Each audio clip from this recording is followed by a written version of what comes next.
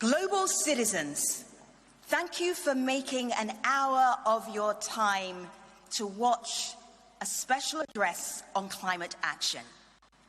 My name is Femi Oke. I am your guide through the program for the next 60 minutes, and in this role, I was thinking about what puts the special in special, so I dug a little deep to see about the root of the word. Greater than. Better than, different from what is usual. That is a perfect explanation for where we are with climate action, with what is needed to create climate action today. You will hear in the next 60 minutes from our host, the American Museum of Natural History, from Mike Bloomberg, the UN Secretary General's Special Climate Envoy on climate ambition and solutions, and from the United Nations Secretary General António Guterres. And now, we can start officially with the President of the American Museum of Natural History, Sean Decatur. Mr. President, thank you for having us.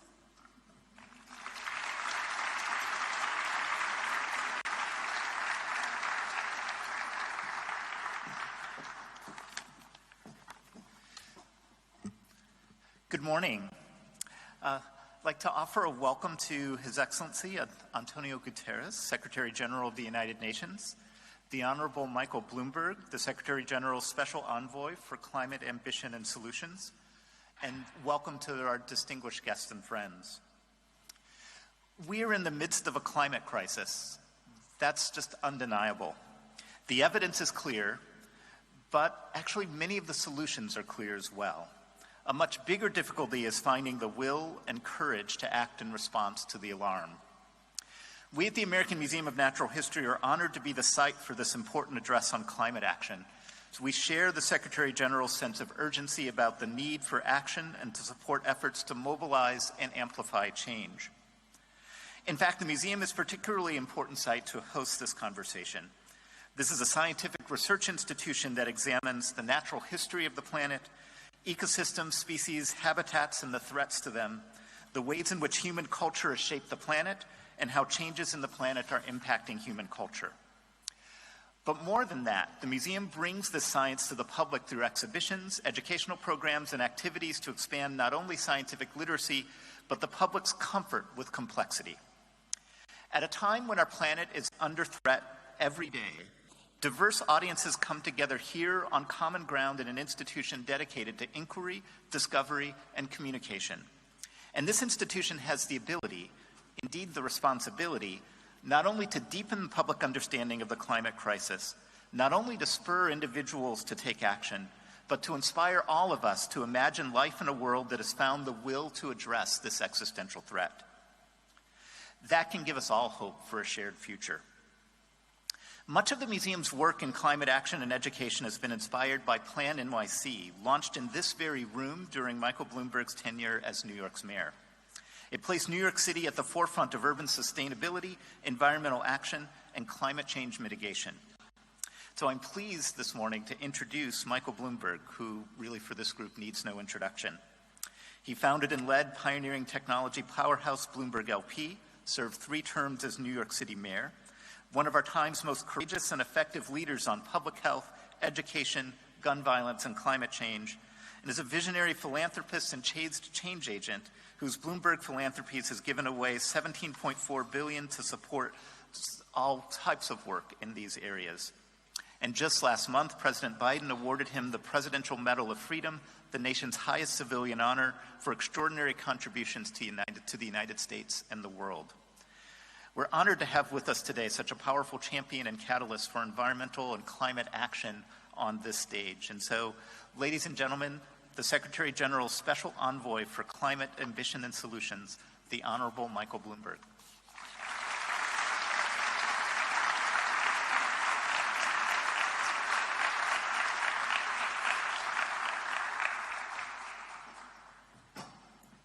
Sean, thank you. If I could get my daughters to listen to that, maybe they'd think better of me. But, all kidding aside, and actually one of my daughters is on the board of this very museum. It's a wonderful thing. And thank you, Sean, for your leadership of the Museum of Natural History. This is one of the great treasures of not just New York City, not just America, but of the world. We are surrounded by so many strange creatures displayed here, some of whom in real life maneuver secretly in the dark, all of them engaged in a ruthless battle for survival. It is almost like being back in City Hall. Thank you all for coming, and let me give a very special welcome to our guest of honor, Secretary General Guterres. Over 7 years, he has been head of the UN. The world has had no more passionate or determined advocate for action on climate change. I used to live in his neighborhood. I got driven out. I didn't actually. I moved before you took office. I left. Sorry. I would still be there if I had known you were going to move in across the street. Seriously, there have been so many urgent issues the UN has had to confront during his tenure, but he has never allowed them to diminish the urgency of the climate crisis. When climate-related disasters strike, as they have increasingly lately, he has never allowed world leaders to turn their eyes away from or ignore reality. He has done a tremendous amount to keep us moving forward on many different fronts, including ones with ties to this very hall. Let me explain. 17 years ago, on Earth Day 2007, I stood underneath this same blue whale to announce the city's first ever comprehensive agenda to confront climate change. We called it Plan YC, a greener, greater New York. And for a long time, people viewed the fight against climate change as a trade-off with economic growth. They said you could fight climate change or grow the economy, but you couldn't do both. But we believed, as the Secretary General, or SecDef as we call him, General has shown that the opposite is really true. All the steps we took to fight back then, fight climate change, also made New York a better place to live, a better place to work, and a better place to visit. And that helped us attract new residents and businesses and new investment. And I'm glad to say that in just 6 years, we were able to cut the city's carbon emissions by 13%, while making the city's air cleaner than it had been in more than 50 years. While growing the economy and adding a record number of jobs. When we launched Plan NYC here in this room, climate change was largely viewed as a problem for national governments to solve. At the UN Annual Climate Conference in 2009, city leaders were stuck watching from the sidelines. But in the years that followed, while nations struggled to find consensus, cities proved that they had the will and the ability to help lead the change. At COP28 last December, cities and other subnational groups had an official role for the first time in the history of international climate talks. And that was a great step forward, and the Secretary General deserves a lot of credit for making it happen. He has long been a champion of bottom-up partnership that enlists every part of society, every level of government, and every sector of the economy. It was one of the reasons why last year's COP was the most ambitious and productive conference since Paris. Under the leadership of the Secretary General's COP28 was focused on tangible actions that can be taken right away and not on far-off goals. And as a result, we saw important and wide-ranging agreements across many of the areas that are contributing to the crisis, from coal to methane, to heavy industry, to deforestation. That spirit of urgency and partnership will be essential over the next year as countries update the commitments they made under the Paris Agreement. The Secretary General has been right, urging them to aim high, and as we saw in New York City, there is every reason to do so. In addition to all the important support he's provided to cities, he has been a powerful voice for the developing countries that have contributed the least to the crisis, but now face some of the worst effects. He has been a strong advocate for multinational lenders to use their capital to help developing countries attract more private investment, and he's been equally forceful in rallying more businesses and investors to join the fight against climate change and raise their own goals for cutting emissions. Ambition is important, but we all know that action is what really matters. We really don't have any time to waste and a lot of work to do. We owe Secretary General Guterres a big thanks for all his leadership, including the moral leadership, because fighting climate change is a moral imperative that we all share. We have a responsibility to billions of people at risk today and to all the generations to come to act boldly and quickly. If you look at television every day, you will see another forest fire, another drought, another flood, another storm. You'll see people losing everything they have and many dying. We've just got to do something about this, and with his help, we can. He has been a tireless reminder to world leaders of their responsibility and fearless in calling them out when they fall short. It's an enormous, historic role, but we couldn't ask from a more capable person to fill it. It has been my pleasure to work with him in my role as Secretary, as a Special Envoy, and to call him a friend, and it's my pleasure to turn the floor over to him right now. Ladies and gentlemen, the Secretary General of the United Nations, Antonio Guterres.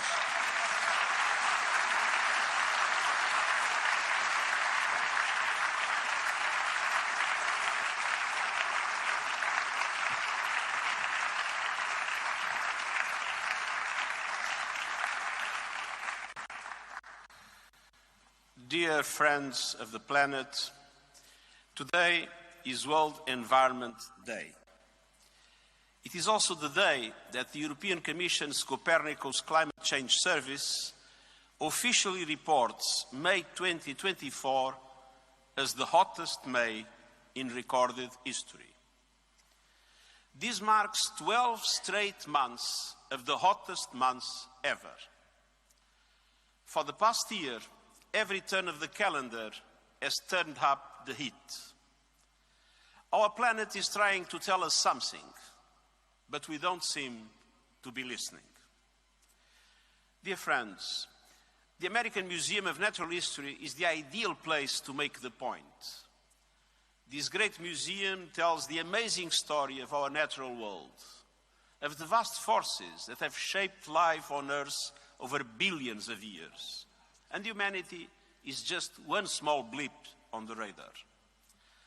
But like the meteor that wiped out the dinosaurs, we are having an outsized impact. In the case of climate, we are not the dinosaurs, we are the meteor. We are not only in danger, we are the danger, but we are also the solution. So, dear friends, we are at a moment of truth. The truth is, almost 10 years since the Paris Agreement was adopted, the target of limiting long-term global warming to 1.5 degrees Celsius is hanging by a thread. The truth is, the world is spewing emissions so fast that by 2030, a far higher temperature rise would be all but guaranteed. Brand new data from leading climate scientists released today show the remaining carbon budget to limit long-term warming to 1.5 degrees is now around 200 billion tons. That is the maximum amount of carbon dioxide that the Earth's atmosphere can take if we are to have a fighting chance of staying within the limit. And the truth is, we are burning through the budget at reckless speed, spewing out around 40 billion tons of carbon dioxide a year. We can all do the math. At this rate, the entire carbon budget will be busted before 2030. The truth is, global emissions need to fall 9% every year until 2030 to keep the 1.5 degree limit alive. But they are heading in the wrong direction. Last year, they rose by 1%. The truth is, we already face incursions into 1.5 degree territory. The World Meteorological Organization reports today that there is an 8% chance the global annual average temperature will exceed the 1.5 degree limit in at least one of the next 5 years. In 2015, the chance of such a breach was near zero. And there is a 50-50 chance that the average temperature for the entire next 5-year period will be 1.5 degrees higher than pre-industrial times. We are playing Russian roulette with our planet. And we need an exit ramp off the highway to climate hell. And the truth is, we have control of the wheel. The 1.5 degree limit is still just about possible. And let's remember, it's a limit for the long term, measured over decades, not months or years. So stepping over the threshold, the 1.5, for a short time does not mean the long-term goal is shot. It means we need to fight harder now. The truth is, the battle for 1.5 degrees will be won or lost in the 2020s under the watch of leaders today. And all depends on the decisions those leaders take or fail to take, especially in the next 18 months. It's climate crunch time. The need for action is unprecedented, but so is the opportunity, not just to deliver on climate, but on economic prosperity and sustainable development. Climate action cannot be captive to geopolitical divisions. So, as the world meets in Bonn for climate talks and gears up for the G7 and G20 summits, the United Nations General Assembly and COP29, we need maximum ambition, maximum acceleration, maximum cooperation, in a word, maximum action. So, dear friends, why all this fuss about 1.5 degrees? Because our planet is a mess of complex connected systems, and every fraction of a degree of global heating counts. The difference between 1.5 and 2 degrees could be the difference between extinction and survival for some small island states and coastal communities. The difference between minimizing climate chaos or crossing dangerous tipping points. 1.5 degrees is not a target, it's not a goal, it's a physical limit. Scientists have alerted us that temperatures rising higher would likely mean the collapse of the Greenland ice sheet and the West Antarctic ice sheet with catastrophic sea level rise, the destruction of tropical coral reef systems and livelihoods of 300 million people, the collapse of the Labrador Sea Current that would further disrupt weather patterns in Europe, and widespread permafrost melt that would release devastating levels of methane, one of the most potent heat-trapping gases. Even today, we are pushing planetary boundaries to the brink, shattering global temperature records and reaping the whirlwind. And it is a travesty of climate justice that those least responsible for the crisis are hardest hit. The poorest people, the most vulnerable countries, indigenous peoples, women and girls. The richest 1% emit as much as 2/3 of humanity.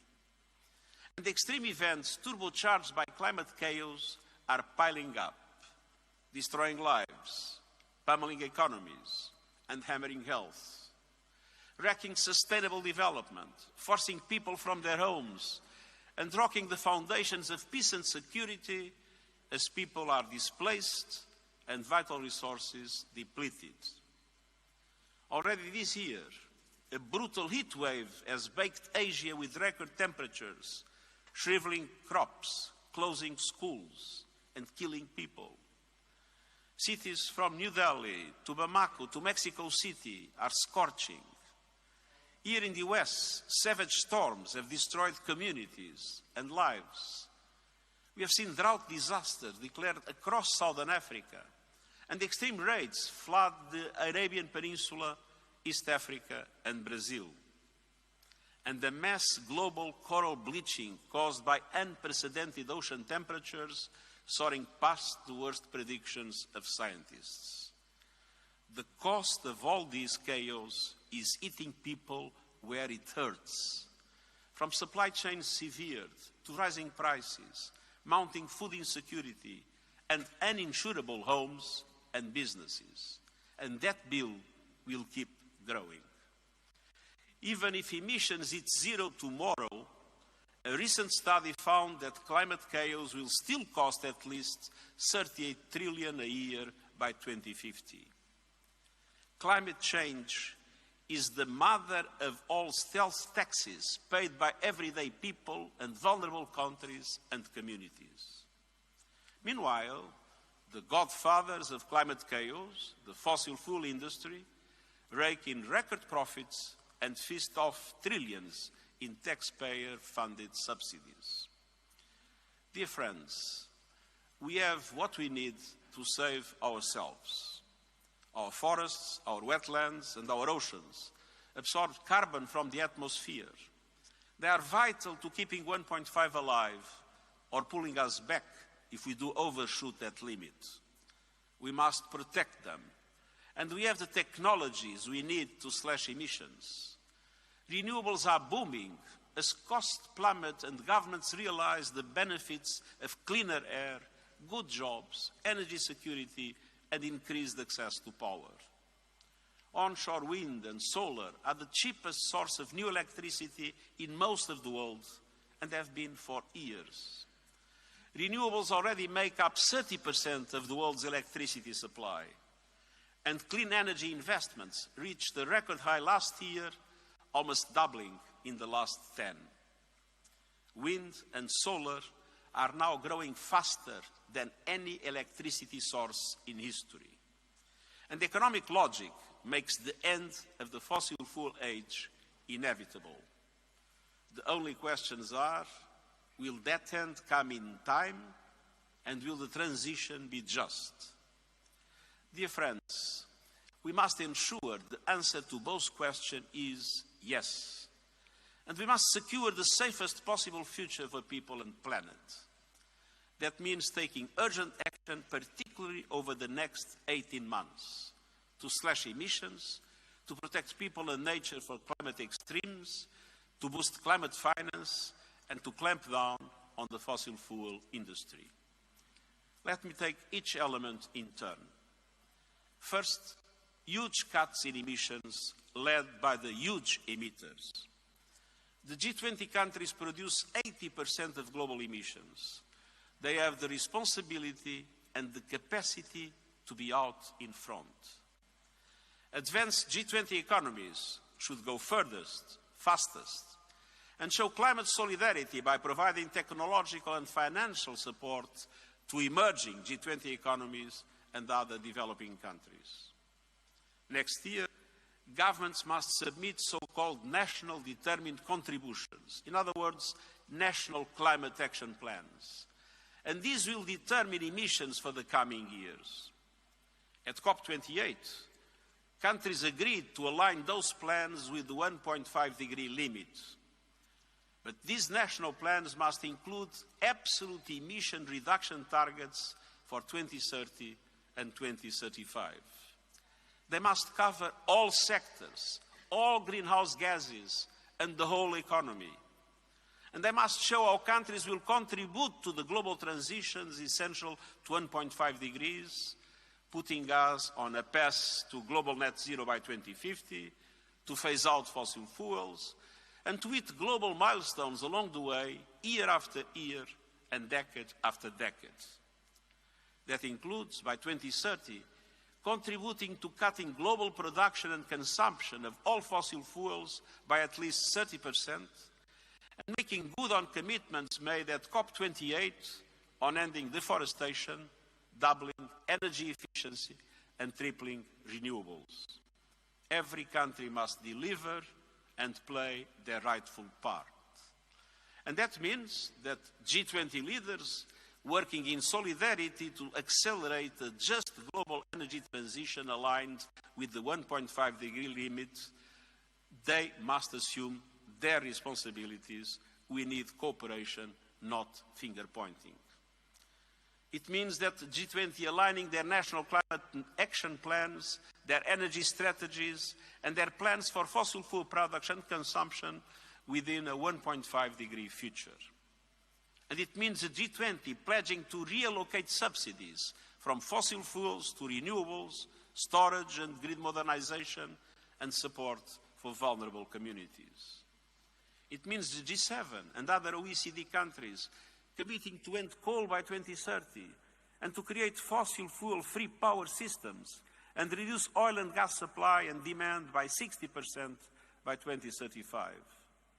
It means all countries ending new coal projects now, particularly in Asia, home to 95% of planned new coal power capacity. And it means non-OECD countries creating climate action plans to put them on a path to ending coal power by 2040. And it means developing countries creating national climate action plans that double as investment plans, spurring sustainable development, and meeting soaring energy demand with renewables.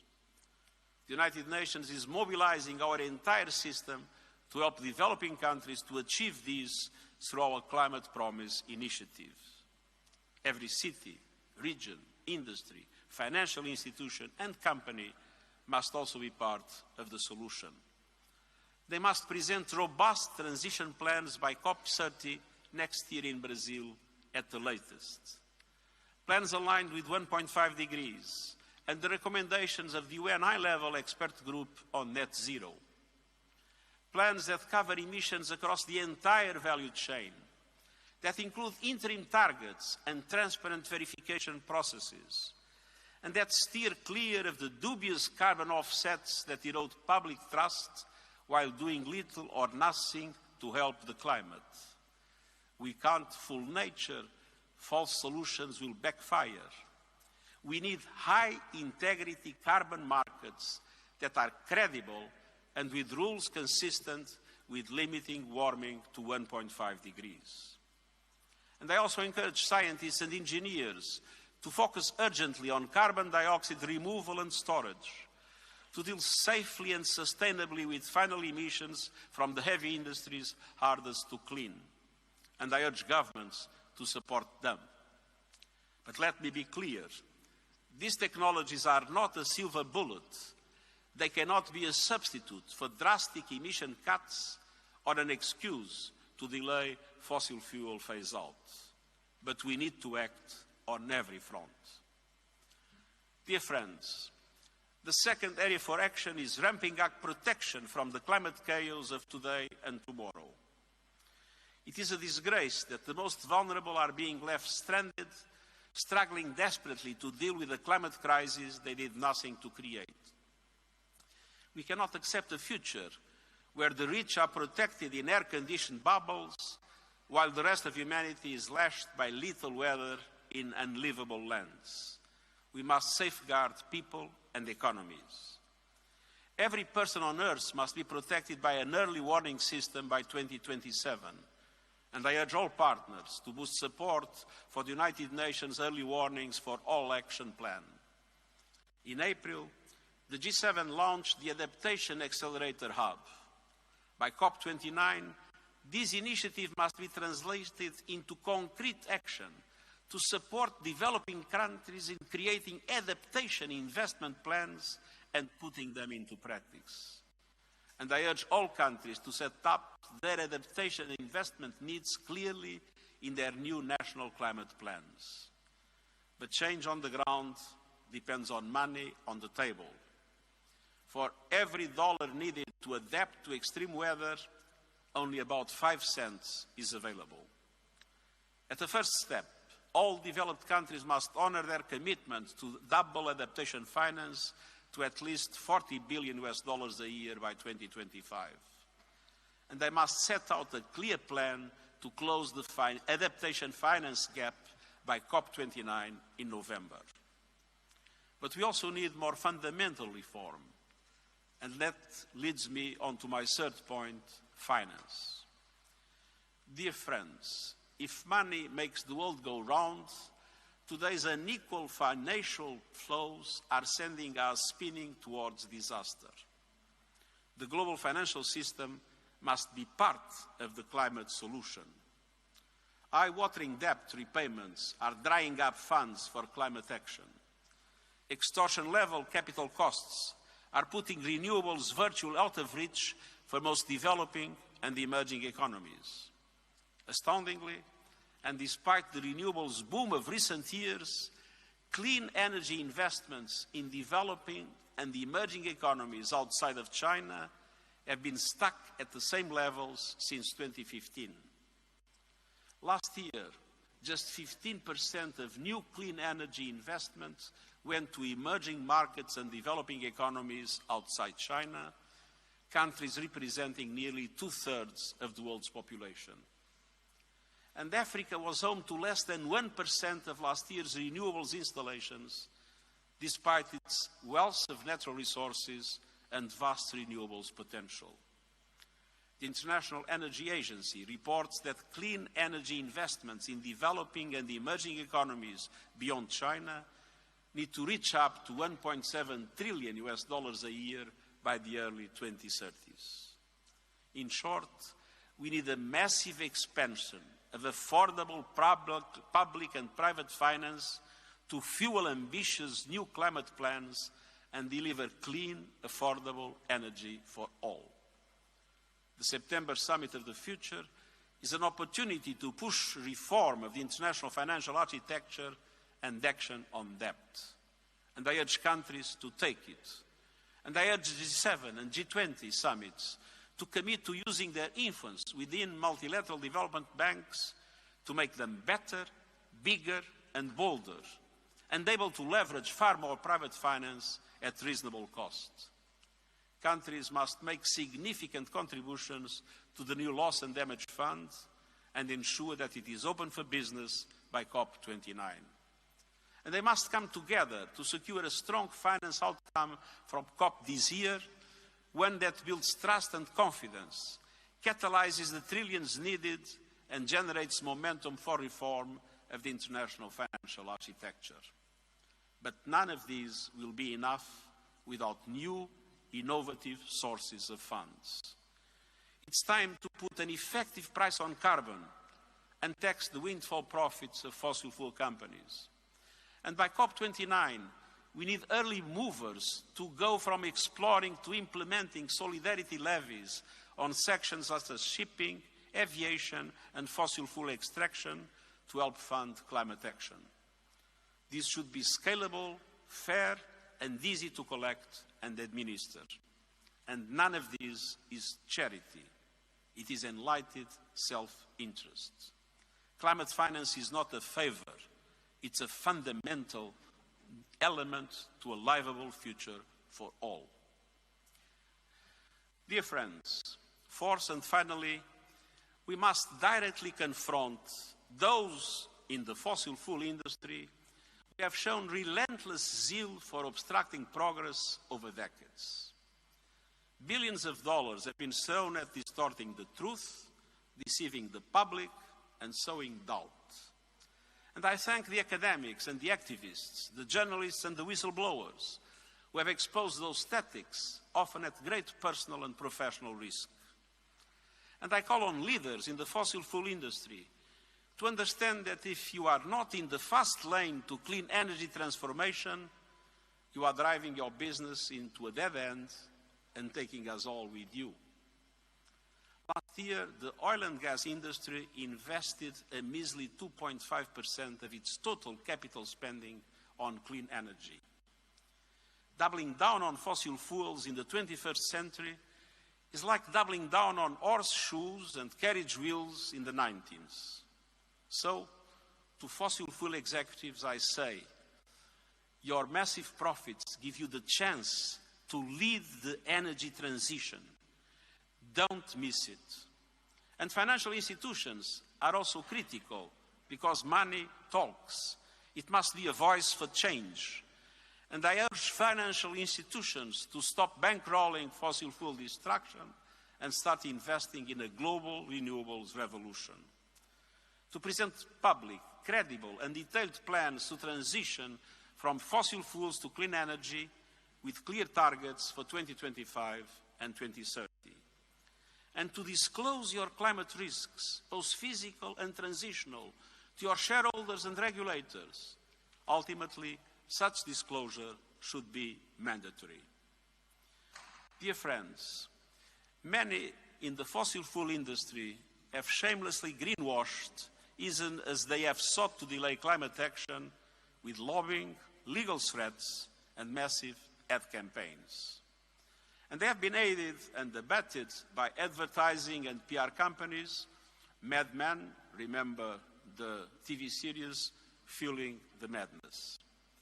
I call on these companies to stop acting as enablers of planetary destruction. Stop taking on new fossil fuel clients from today and set out plans to drop your existing ones. Fossil fuels are not only poisoning our planet, they are toxic for your brand. Your sector is full of creative minds who are already mobilizing around this cause. They are gravitating towards companies that are fighting for our planet, not trashing it. And they also call on countries to act. Many governments restrict or prohibit advertising for products that harm human health, like tobacco. Some are now doing the same with fossil fuels. I urge every country to ban advertising from fossil fuel companies. And I urge news media and tech companies to stop taking fossil fuel advertising. We must all deal also with the demand side. All of us can make a difference by embracing clean technologies, facing down fossil fuels in our own lives, and using our power as citizens to push for systemic change. In the fight for a livable future, people everywhere are far ahead of politicians. Make your voices heard and your choices count. Dear friends, we do have a choice, creating tipping points for climate progress or careening to tipping points for climate disaster. No country can solve the climate crisis in isolation. This is an all-in moment. And the United Nations is all in, working to build trust, to find solutions, and to inspire the cooperation our world so desperately needs. And to young people, to civil society, to cities, regions, businesses, and others who have been leading the charge towards a safer, cleaner world, I say thank you. You are on the right side of history. You speak for the majority. Keep it up. Don't lose courage. Don't lose hope. If we, the peoples, versus